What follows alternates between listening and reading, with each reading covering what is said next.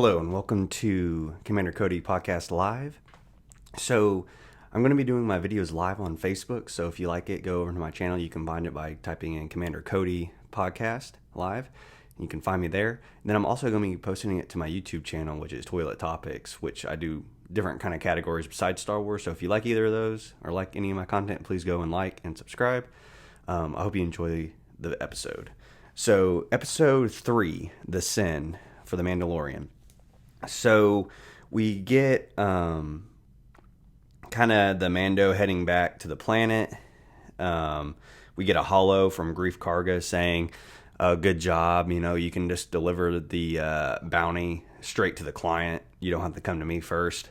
So while we're on the ship, Baby Yoda, lack of a better term since we still don't know his species, and I don't know if we'll learn or not, he's given kind of like the puppy dog eyes to the Mandalorian.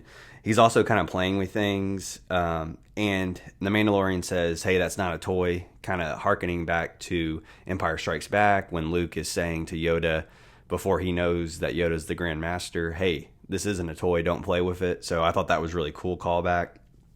A ton of callbacks in this episode. Just my overall thoughts of the episode is it's been my favorite one so far, just because of the building that we've gotten through the previous two, and just we got a lot of lore building and action, and it was just so far it's been my favorite. So while the Mandalorian's kind of delivering the Baby Yoda, the stormtroopers kind of are being a little rough with him, and he's like, hey, don't be so rough, and or he says take it easy, and they're like, you take it easy. So a very tense situation.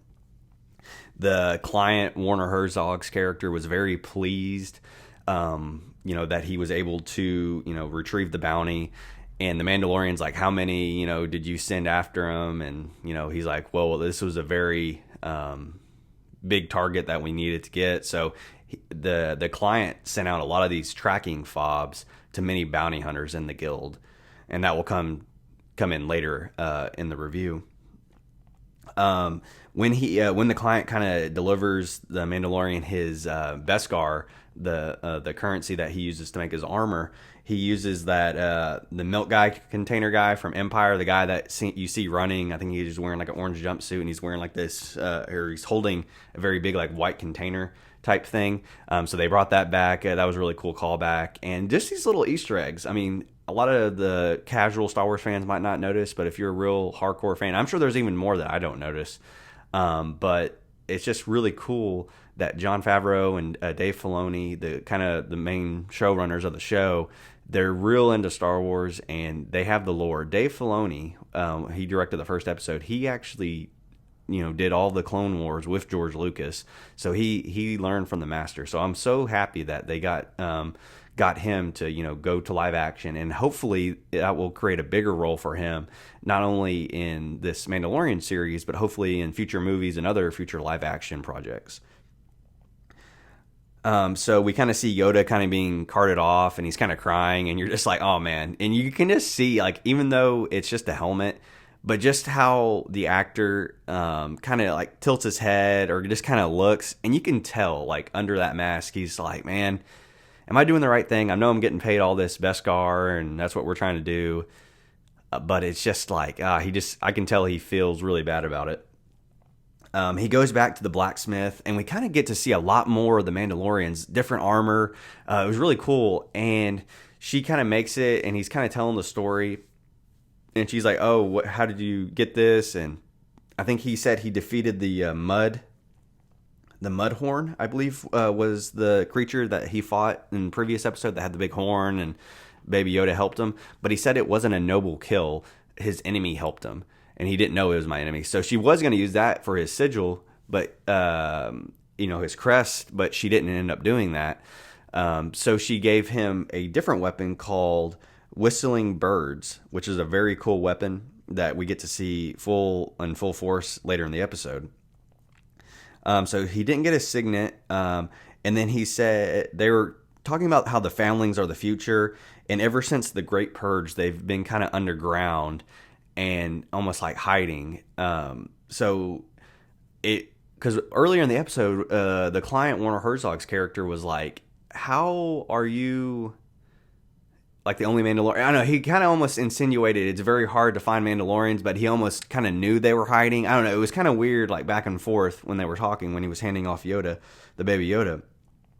While the armor's being made at the blacksmith, we're getting the flashbacks. We see that the battle droids attacked his planet. So I don't know if he's from Mandalore or if he's actually a Mandalorian himself and they were attacked.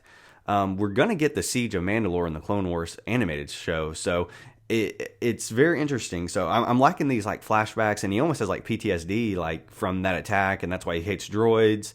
And I think that's why he has a lot of sympathy for the Baby Yoda character, because he's like, hey, when I was a kid, I was taken from my family. I can't do the same thing, even though I'm a bounty hunter. Maybe that's not necessarily, I'm doing bounties just to get back, money to help my clan, not necessarily because I enjoy doing this. So after, he gets his armor made, it's all like kind of like steel or silver colored. He has it everywhere. It looks really cool. You can tell it was definitely like an upgrade. He goes back to see Grief Karga, and he's wanting his next job, and he gives him like a holo, and it's a Mon Calamari. He said he's like a noble's son. So a lot of people are speculating, is it Admiral Akbar's son? We're not sure. And I believe his son appeared in some of the recent comics that I unfortunately haven't been able to get caught up on. There's so many comics, so much book and comic content. It's hard to keep up, but it makes me wonder if that's who that is. Okay. And then the Mandalorian's kind of asking about the kid, the Baby Yoda, and Grief Karga's like, hey, that's against guild rules. You don't need to be asking about this. And then, the Mandalorian heads back to his ship, but he keeps thinking about, you can just tell he keeps thinking about him. And then there's a part on his ship where Baby Yoda had like unscrewed like part of the hyperdrive lever, and he like screws it back on there, and then he shuts down his ship, and he's like, you're like, okay, he's going back for the baby. So he kind of like gets up on like a building and kind of uses his gun and his helmet to kind of hear inside, and you kind of hear the doctor and the client, Werner Herzog's character, talk about, he's like, Werner Herzog's like, just extract what you need to from it and kill it and let's be done with it. And then the doctor's like, hey, we were ordered, and it kind of cuts out and you can't tell who it is. We were pretty much ordered to keep this baby alive. So it makes me wonder who in the Empire because the Empire eventually becomes the First Order, so it makes me wonder who's running the shots. So everyone, like I said earlier, has the tracking fob. They see the Mandalorian kind of holding the baby. Oh, and when he takes the baby, backing up a little bit, he uses that whistling birds weapon, which is like almost like a heat-seeking missile where he's surrounded by like 5 or 6 guys, and then they all die. All the stormtroopers, and that was like one of the coolest weapons. I was like, oh man, that's so badass. So he's trying to escape to his ship. He gets confronted by Grief Karga, and he's like, hey, I'm your only hope. Another callback to the original trilogy, which was really cool. And they're kind of getting in a shootout. The Mandalorian takes out a lot of them, but he's kind of pinned down, and he's kind of looking at the baby like, I don't know, this might be it. And then all the other Mandalorians come and help him, and they're all like, a lot of them are wearing jetpacks. One of them, like a bigger guy, has like a minigun, and it's just really cool. And Grief Karga kind of like runs away, and you're like, oh, okay, maybe he's going to come back later in the story. And then the Mandalorian he thanks his other Mandalorians. And he kind of says, oh, we'll have to leave now or relocate. So it seems like they have to relocate to other planets, and maybe they try to live in secret. And when they talk about the Great Purge, a lot of people think, are they talking about the Jedi Great Purge, or was there a Great Purge of Mandalorian? So it's kind of interesting. Hopefully we get to learn more about that. And right before he leaves, Grief Karga kind of is on his ship. He's like, trying to attack the Mandalorian, and the Mandalorian shoots him. And he kind of falls off his ship, but he got paid 2 pieces of Beskar from the client as well, and that kind of saves his life. And I think he's going to end up being a character that's going to be hiring bounties, or he's going to get the guild's resources to go after the Mandalorian. So overall, a really great episode. I think next episode we're going to get maybe more lore building and maybe kind of fill out his crew, because it seems like he's not going to be able to be a part of that guild, at least, since he kind of betrayed them and the guild rules.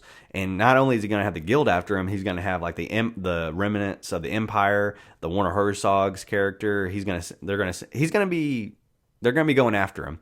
So hopefully he can either find somewhere to hide, or find a crew, or find some other way to, help his cause and help his people. Because I know I got the feeling that, honor is above everything for this guy. And, I love it. So it was a great episode. Best one for me so far. I've enjoyed the other ones, and I didn't even notice the time, because I think this one said it was 37 minutes, and then there's about 4 minutes of the end credit. So it's about 33 minutes long or so, 32 minutes long. This one I didn't notice at all. The last episode I kind of did. It just kind of like flew through, really quick, probably because there wasn't a lot of dialogue.